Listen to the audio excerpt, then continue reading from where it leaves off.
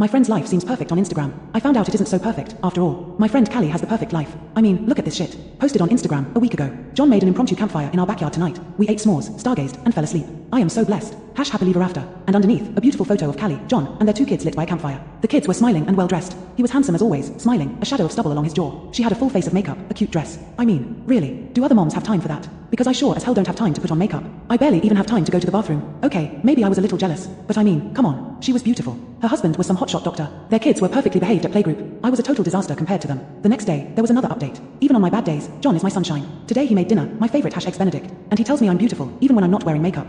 Love me hubby. Underneath, another perfect photo. Although this one was even worse. Trying to look imperfect, down to earth. She was clearly wearing makeup, but natural enough that I couldn't argue her on it. I could make out the caked layers of foundation around her left eye more than really seemed necessary. I wonder if she's got super dark circles under her eyes. Or, ooh, a huge pimple. Then I frowned. You're being mean. Of course she has embarrassing imperfections. So do you, so does everyone. But I couldn't help but be jealous. Every day of parenting my 2 kids, I felt like I was spinning out of control. Barely keeping it together. Only one diaper blowout or 3-ninja tantrum from going insane. This woman, she was actually enjoying motherhood. What the fuck? Look at this woman. I complained to my husband one night. She just posted a new photo of her kids in a little fort John had built them in their finished basement. My husband is so talented. He built this fort for them in one day. It's absolutely #perfect and #magical. Look at the little doors. OMG. Nice fort, my husband said, through a mouthful of Doritos. Do they sell those on Amazon? No. He built it. That's awesome. I narrowed my eyes at him. How do they have the time to do stuff like that? It's ridiculous. We're barely staying alive. Here. Nannies, he said, shoving more chips in his mouth. What? They got a nanny. Obviously. She does all the lousy work, like cleaning poop and doing laundry. Then they have time to fuck around and build forts. That was a possibility I hadn't considered. I smiled, feeling a little better about myself. Yeah, maybe that's it. I stared at the photo. The 2 kids stood inside the wooden fort, which looked expertly constructed.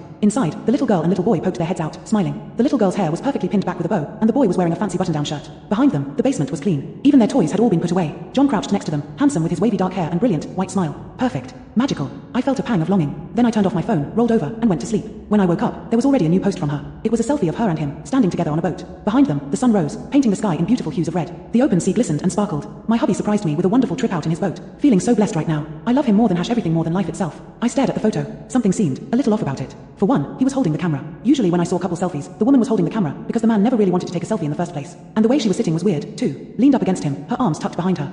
A horrible realization hit me. I scrolled up through her last few posts. #happily ever after. #eggs Benedict. #love me hubby. #perfect. #magical. #everything. Taking the first letter of each hashtag, they spelled something out something horrible. HELPME. I glanced at the post. Of her, on the boat. 6:32 a.m. A little over an hour ago. More than life itself. He was going to kill her. I grabbed my phone and called the police. After hours of searching, they finally found them. Callie, tied up on her husband's boat. John, armed with a knife. When the police searched the house, they found the 2 kids locked in the fort in the basement. Scared, crying, but completely unharmed. According to Callie, John started beating her months ago. He gave her a black eye then, a few days later, took her on his boat. Planning throw her in the water, never to be seen again. She knew he checked her phone, read her texts, her emails. Wouldn't allow her to make a call without him in the room. So